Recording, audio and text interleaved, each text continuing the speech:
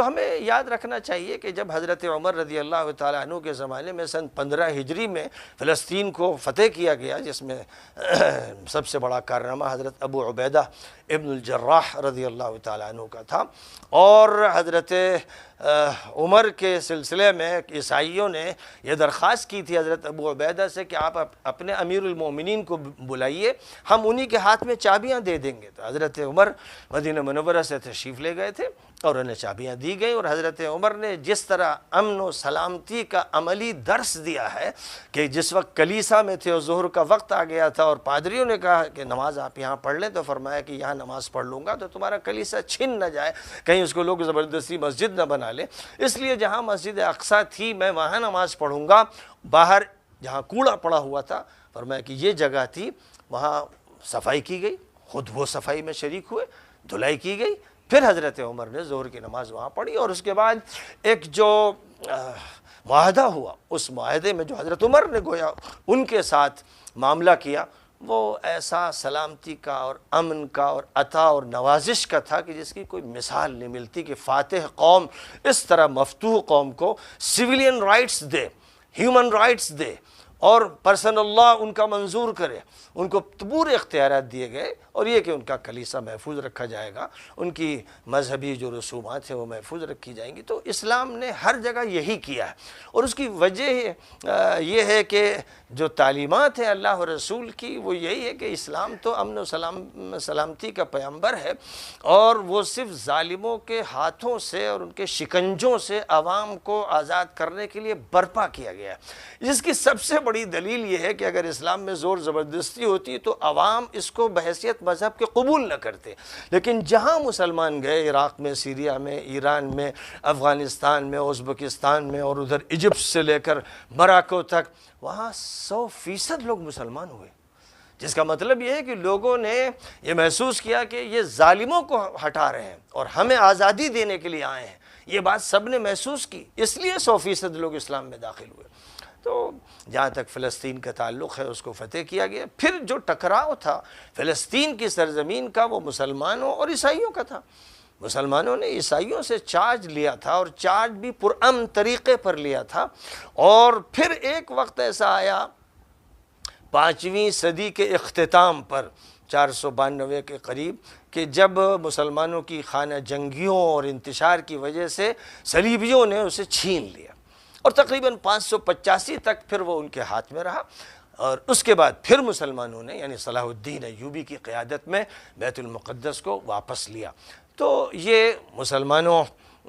کو اللہ کی طرف سے عطا کردہ سرمایہ ہے، اور سورۃ الاسراء کی پہلی آیت میں سبحان الذی اسریٰ بعبدہ لیلا من المسجد الحرام الی المسجد الاقصی الذی بارکنا حولہ لنریہ من آیاتنا میں بات یہ واضح فرما دی گئی ہے کہ آخری نبی کی عالمی قیادت کے لیے اللہ تعالیٰ نے یہ فیصلہ فرمایا کہ مسجد حرام سے مسجد اقصی لے جایا جائے، پھر پوری دنیا میں جتنے بھی انبیاء برپا ہوئے ہیں سب کی امامت کر کے یہ ثابت کر دیا جائے کہ محمد امام الانبیاء ہیں اور سید المرسلین ہیں صلی اللہ علیہ وسلم۔ یہ ایک واقعہ ہے۔ یہودیوں سے مسلمانوں کی کوئی لڑائی نہیں ہوئی، مسلمانوں نے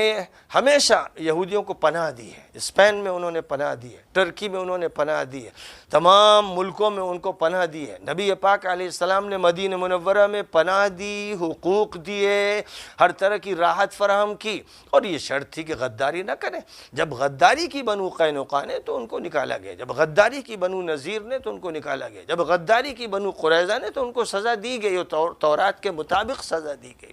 باقی ٹسل مسلمانوں اور یہودیوں کی نہیں تھی، ٹسل تو عیسائیوں اور یہودیوں کی رہی، اور اتنی بھیانک رہی ہے کہ قرآن پاک میں تو بہت اجمالی حوالے ہیں، لیکن اگر آپ یورپین لٹریچر دیکھیں اور ہسٹری دیکھیں تو آپ دیکھیں گے ایسی بھیانک جنگیں عیسائیوں اور یہودیوں میں ہوئی ہیں کہ آگ کے الاؤ جلا جلا کر کبھی یہودیوں نے عیسائیوں کو پھینکا، کبھی عیسائیوں نے یہودیوں کو پھینکا، ہاتھ پیر کاٹے، خون کی ندیاں بہا دی گئیں، یہ وہ کرتے رہے۔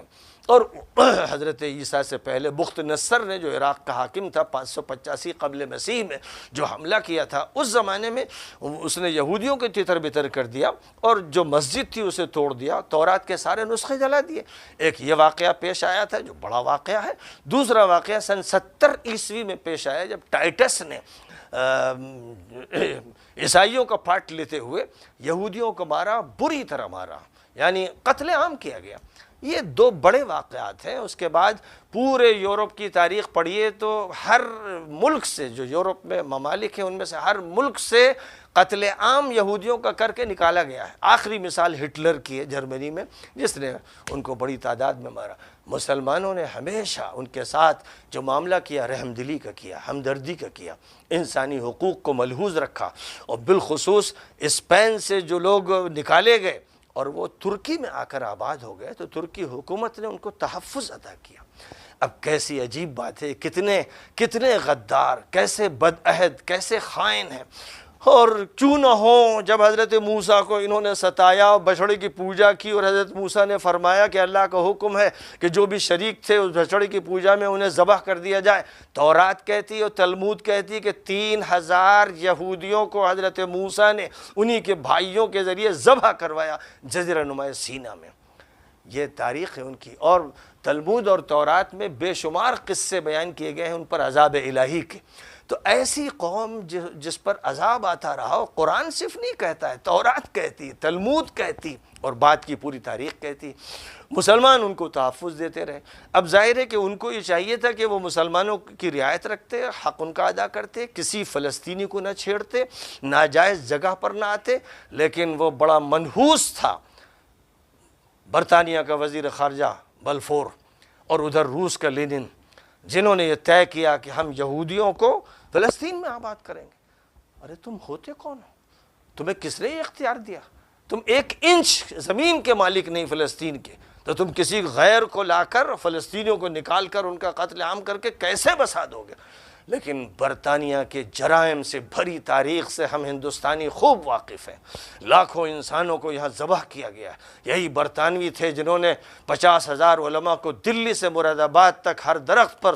سولی دے کے لٹکایا تھا، اور انہوں نے پورے بنگال کو تباہ کیا تھا، وہاں لوٹا تھا۔ تو یہ جو قومیں ہیں، یورپین قومیں جن میں سر فہرست برطانیہ، یہ قائم ہوئی ہیں انسانی لاشوں پر،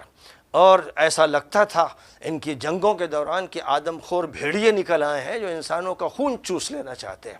تو بہت ہی خطرناک قسم کی تاریخ ہے، اور یہ جو تاریخ ہے، اس تاریخ میں ہم سب جانتے ہیں کہ جو برطانیہ نے سازش کی اور جس کو فوراً امریکہ نے قبول کیا، اور یونائٹڈ نیشنز آرگنائزیشن جو یہودیوں کا ہی قائم کردہ ایک ادارہ تھا، بیک میں وہ تھے، اس نے فوراً منظوری دی۔ ایک ناجائز زمین پر ایک قوم کا اس طرح سے آباد کیا جانا، اور پھر جو وہاں کے اصل مالک تھے ان کو گھروں سے نکالنا، ان کے گھر توڑ دینا، اپنی آبادیاں بسانا، کس قانون میں جائز؟ UN کا چارٹر ایک دھوکہ ہے، ایک فراڈ ہے۔ اس کے پیچھے کچھ غنڈے اور بدماش ہیں جن کو ویٹو پاور دی گئی ہے۔ ویٹو پاور کا مطلب ہر حق جو انسان کو دیا گیا ہو، عورت کو دیا گیا ہو، کسی بچے کو دیا گیا ہو، اس کو چھیننے والے غنڈے ویٹو پاور رکھنے والے ملک کہلاتے ہیں۔ امریکہ نے کتنی مرتبہ ویٹو پاور استعمال کر کے